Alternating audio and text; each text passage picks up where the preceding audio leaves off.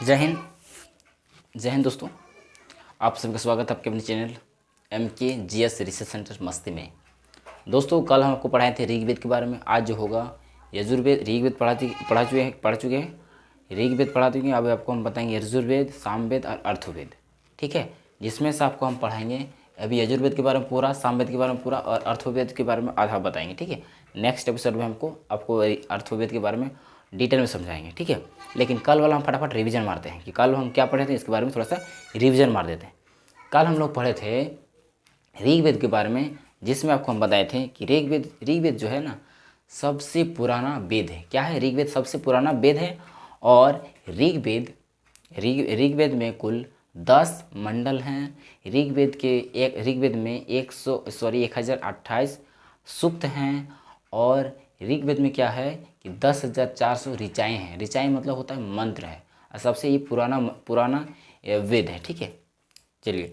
अच्छा, ऋग्वेद को किसने स्थापित किया? ऋग्वेद को किसने बनाया, या ऋग्वेद के रचयिता कौन है? तो विश्वामित्र के द्वारा रचित किए गए मतलब ऋग्वेद हैं। ठीक है, और देखिए ऋग्वेद में जो ऋचाएँ हैं 10,462, इसको जो पढ़ते थे, जो ऋषि जो पढ़ते थे, उनको होत्री कहा जाता था। क्या कहा जाता था? होत्री कहा जाता था। कल वाले वीडियो में आप देखे होंगे। ठीक है, और जो है इसके तीसरे मंडल में, इसके मतलब ऋग्वेद के तीसरे मंडल में किसका चर्चा हुआ है? तो ऋग्वेद के तीसरे मंडल में सूर्य देवता सावित्री को समर्पित प्रसिद्ध गायत्री मंत्र का उल्लेख है। किसमें? ऋग्वेद के तीसरे मंडल में गायत्री मंत्र का मतलब चर्चा हुआ है। ठीक है, अब उसी में देखिए कि क्या बोलते हैं, ऋग्वेद के 8वें मंडल में क्या चर्चा है? ऋग्वेद के 8वें मंडल में चर्चा है कि इसमें जो हाथ से लिखा जाता था उसे खिल कहा जाता था। ऋग्वेद में जो ऋचाएँ लिखी जाती थी हाथ से, उसे खिल कहते थे। अच्छा, ऋग्वेद के 9वें मंडल में क्या चर्चा है? ऋग्वेद के 9वें मंडल में जो चर्चा है वो क्या समझाई थी कल आपको? ऋग्वेद के जो 9वें मंडल में चर्चा है वो देवता सोम देवता के बारे में चर्चा है। किसका? देवता सोम देवता के बारे में चर्चा है। ठीक है, अच्छा, और ऋग्वेद के 10वें मंडल में क्या चर्चा है? चतुष्वर्ग समाज के बारे में चर्चा है। ठीक है, अच्छा, एक चीज़ ध्यान दीजिए, ये जो ऋग्वेद है, ऋग्वेद का जब मतलब ऋग्वेद में किसका मतलब इतिहास मिलता है, या ऋग्वेद में किसका बारे में जानकारी मिलता है? देखिए, ऋग्वेद में आर्य की प्रशासन प्रणाली के बारे में पता चलता है, और इतिहास के बारे में पता चलता है। किसमें? ऋग्वेद में। ठीक है, ऋग्वेद सबसे पुराना वेद है, तो इसके बारे में हम फटाफट रिवीजन कर दिए। ठीक है, अभी हम आपको पढ़ाएंगे यजुर्वेद, सामवेद, अर्थवेद। चलिए वीडियो में, और देरी नहीं, आपको हम समझाते हैं। देखिए मेरे दोस्तों, इसमें क्या है यजुर्वेद क्या है कि स्वस्वर पाठ के लिए मंत्र तथा बलि अनुपालन के लिए नियमों का संकलन यजुर्वेद कहलाता है। अच्छा, एक चीज़ ध्यान दीजिए, हम लोग जब भी, जैसे कि आज से पहले प्राचीन काल में जब भी कोई बलि, या फिर कोई बोल सकते हैं जैसे कि क्या बोले, बलि या फिर मंत्रों या फिर बलियों का प्रयोग होता था, उस समय कैसे अनुशासन रहना चाहिए, कौन सा मतलब नियम का पालन करना चाहिए, उन सभी नियमों और विधि विधानों का प्रयोग यजुर्वेद में किया गया था। ठीक है, यजुर्वेद में वही स्पष्ट लिखा हुआ है, सस्वर पाठ के लिए मंत्रों तथा बलि अनुपालन के लिए नियमों का संकलन यजुर्वेद है। नियमों का संकलन क्या है? यजुर्वेद है। यजुर्वेद में नियमों के बारे में बताया गया है। ठीक है, अच्छा देखिए, पाठकर्ता यहाँ पर क्या है, इसके पाठकर्ता को अर्धवैर्यु कहते हैं। अर्धवैर्यु क्या है कि जो इसके पाठ करता है, यानी जो मंत्र हो सकता है या फिर बलि का जो पाठ करते हैं, जो पूजा पाठ करते हैं, उनको अर्धवैर्यु के नाम से जाना जाता था। किस वेद में? यजुर्वेद में। चलिए आपको चलते हैं, आगे पढ़ाते हैं। देखिए इसमें क्या है कि इस वेद में यज्ञों के नियमों एवं विधि विधानों का संकलन मिलता है। इस यजुर्वेद में क्या मिलता है? यज्ञों के समय जो नियमों, यज्ञ तो आप जानते होंगे कि यज्ञ क्या होता है। तो यज्ञों के समय नियमों एवं विधि विधानों का जैसे कि मतलब क्या संकलन मिलता है, विधि विधानों का संकलन मिलता है इसमें। अगर आप यज्ञ करते हैं तो यज्ञ में एक चीज़ ध्यान दीजिए, अगर आप यज्ञ करते हैं तो यज्ञ में आपको क्या जानना होगा? सबसे पहले नियम और विधि विधान। तो देखिए हम लोग का अभी जो यज्ञ होता है ये पहले पूर्वज का ही विधि विधान का ही प्रयोग करके अभी भी होता है यज्ञ में। ठीक है, तो यज्ञ का सबसे बड़ा श्रेय अर्थात संकलन किस में मिलता है? यजुर्वेद में। ठीक है, यजुर्वेद में। चलते हैं आगे की ओर। ध्यान दीजिए कि यह एक ऐसा वेद है जो गद्य एवं पद दोनों मिलता है। यह एक ऐसा वेद है जिसमें गद्य और पद दोनों मिलता है। आप समझ रहे होंगे कि गद्य और पद क्या होता है। तो देखिए, गद्य जो होता है, गद्य आप पढ़े होंगे, जैसे कि हम बोल सकते हैं कोई कहानी, जैसे कि रचना लेखन, कोई भी निबंध, बड़ी बड़ी स्टोरी, तो इस सभी को हम लोग गद्य बोलते हैं। ठीक है, बोलते हैं पहली बात क्या बोलते हैं? गद्य, उसको हम लोग गद्य बोलते हैं। और पद होता है कविता, गाना, गीत, ये सब श्लोक, ये सब होता है पद में। गद्य एवं पद समझ में आ गया होगा आपको कि गद्य एवं पद क्या होता है। गद्य में स्टोरी के बारे में चर्चा होगा, कहानी के बारे में, और पद में छोटी छोटी कविताएं और गाना और गीत गाना में परी होगा। तो यजुर्वेद एक ऐसा वेद है जिसमें गद्य एवं पद दोनों है, कहानी और कविताएं दोनों हैं। ठीक है, चलिए अब आते हैं सामवेद। सामवेद क्या होता है? सामवेद के बारे में कैसे समझेंगे? सामवेद के बारे में क्या है, इसके बारे में चलिए देखिए, डिटेल देखिए। सामवेद देखिए, साम का शाब्दिक अर्थ है गान। शाम का मतलब शाब्दिक अर्थ क्या है? शाम का शाब्दिक अर्थ है मेरे दोस्तों, शाम का शाब्दिक अर्थ क्या है? गान। अब हम लोग जानते हैं कि गान क्या होता है। गान होता है कोई भी चीज़ को अगर हम लोग गाते हैं तो वो उसको हम लोग गान बोलते हैं। लेकिन यहाँ पर जो है ये क्या है? गान। तो शाम का शाब्दिक अर्थ क्या होता है? गान। इस वेद में मुख्यतः यज्ञों के अवसर में गाए जाने वाले ऋचाओं मंत्रों का संकलन मिलता है। इसका मतलब ये हुआ कि ये मतलब सामवेद में क्या होता है कि गान का अर्थ है इसका। तो इसमें मुख्यतः जब भी यज्ञ होता है तो यज्ञ के अवसर में लोग गाने गाते थे। किसमें? यम मंत्र को मतलब ऋचाओं को गाने के रूप में गाते थे। यानी बोल सकते हैं कि सामवेद में जब भी योग होता है, यज्ञ होता था, उस समय मंत्रों को गाने की तरह गाते थे, या फिर गाने का संकलन मतलब होता है इसमें। ठीक है, इसका संकलन है। इसके पाठकर्ता को क्या कहा जाता था? इसके पाठकर्ता को कहा जाता था उद्रात्री कहा जाता था। उद्रात्री। हालांकि यजुर्वेद में हम लोग पढ़े अभी क्या? अर्धवर्यु पढ़े। ठीक है, लेकिन इसके पाठकर्ता कौन है? इसके पाठकर्ता हैं उद्रात्री। कौन है? उद्रात्री कहते हैं। इसे भारतीय संगीत का जनक कहा जाता है। उद्रात्री जो है भारत का संगीत भी कहा जाता है। भारत का संगीत का जनक मतलब होता है पिता। अब पिता मतलब हम जानते ही हैं, मतलब कोई भी चीज़ को सृष्टि हुआ है उसका मुख्य जड़ कौन है? उसी को बोलते हैं पिता। यानी बोल सकते हैं हम लोग का इंडिया में जो भी गाना बजाना आया है मेरे दोस्तों, उनका सबसे बड़ा मूल जड़ किसको जाता है? तो मूल जड़ जाता है उद्रात्री को। किसको? उद्रात्री को। क्योंकि उद्रात्री भारत के सबसे मतलब बोल सकते हैं भारतीय संगीत का जनक माना जाता है। ठीक है, इससे अगर क्वेश्चन पूछेगा कि भारतीय संगीत का जनक किसे माना जाता है तो उद्रात्री होता है मेरे दोस्तों। उद्रात्री क्या होता है? भारतीय संगीत का जनक कहा गया है। चलिए अब देखिए, अब इसमें इतना तो पढ़ लिए हैं, इतना तो जान लिए। अब देखिए इसका पॉइंट क्या है। और इसमें देखिए नोट, यजुर्वेद एवं सामवेद में किसी भी प्रकार की विशिष्ट ऐतिहासिक घटना का वर्णन नहीं है।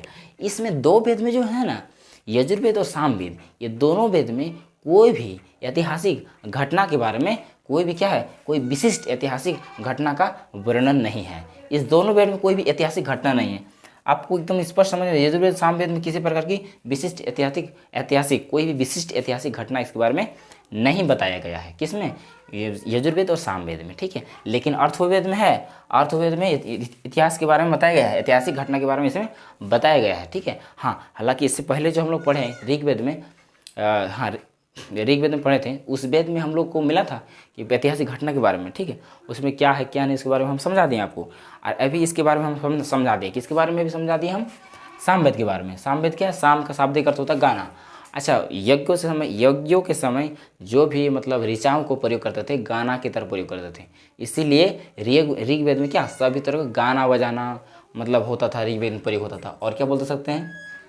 प्रयोग होता था। और इसके पाठकर्ता को उद्रात्री कहते हैं, और उद्रात्री भारत का संगीत का जनक है। ठीक है, अच्छा चलिए अब चलते हैं अर्थवेद क्या है? अर्थवेद के बारे में समझाते हैं आपको। अर्थवेद क्या है? तो दोस्तों अर्थवेद क्या है? अर्थवा ऋषि द्वारा रचित इस वेद में कुल 731 मंत्र तथा लगभग 6000 पद हैं। इसके कुछ मंत्र ऋग्वेद से भी प्राचीन है या फिर पुरानी है। तो दोस्तों यहाँ पर आप स्पष्ट समझ में आपको आ रहा है कि अर्थवा ऋषि, अर्थवा ऋषि, ध्यान दीजिए, एक ऋषि मुनि का नाम है अर्थवा। अर्थवा ऋषि के द्वारा ये अर्थवेद रचित किया गया था, ठीक है। अर्थवा ऋषि के नाम से ही ये वेद का नाम रखा गया था। ये वेद का नाम क्या रखा गया था? अर्थवेद। अर्थवेद का नाम क्यों रखा क्यों हो गया? अर्थवेद का नाम इसीलिए रह गया क्योंकि जो ऋषि मुनि ने इस वेद को स्थापित किया था, इसीलिए इसका नाम भी हो गया। उस मुनि का नाम था अर्थवा ऋषि, इसीलिए इस वेद का नाम हो गया अर्थवेद। तो अर्थवा ऋषि द्वारा रचित किए हुए इस वेद में कुल कितने मंत्र हैं? 731 मंत्र हैं। 731 मंत्र हैं। 731 मंत्र और लगभग 6000 पद हैं। तो पद के मतलब अभी हम समझा दिए कि पद क्या होता है। पद का मतलब होता है मेरे दोस्तों, कोई भी गाना, गीत, कविताएं, श्लोक, ये सभी को बोलते हैं हम लोग क्या बोलते हैं? पद बोलते हैं। तो इसमें इस वेद में, अर्थवेद में करीब 6000 पद हैं। क्या है? 6000 पद हैं। 6000 पद हैं। क्या? और कुल मंत्र कितना? 731 मंत्र हैं, ठीक है। और ध्यान दीजिए, इधर ध्यान दीजिए कि इसके कुछ मंत्र जो है ना, इसके कुछ मंत्र जो 6000 में गीत गान और बोल सकते हैं कविताएं, इसमें 6000 जो है मंत्र 731 मंत्र है। तो 731 मंत्र में अब कुछ प्रतिशत या फिर कुछ मंत्र ऐसे हैं जो ऋग्वेद सबसे पुराना वेद है, उस वेद से भी सबसे ज़्यादा पुराना इसका कुछ मंत्र बता रहा है कि इसके कुछ मंत्र ऋग्वेद से भी प्राचीन है, मतलब ऋग्वेद से भी पुरानी है, ठीक है। और ये देखिए, ऐतिहासिक दृष्टि से अर्थवेद का महत्व इस बात में है कि इसमें सामान्य मनुष्य के नियमों तथा अंधविश्वासों का विवरण मिलता है। इसमें क्या है कि ऐतिहासिक दृष्टि से अर्थवेद इस बात में है कि इसमें सामान्य मनुष्य के नियमों और अंधविश्वासों का वर्णन मिलता है।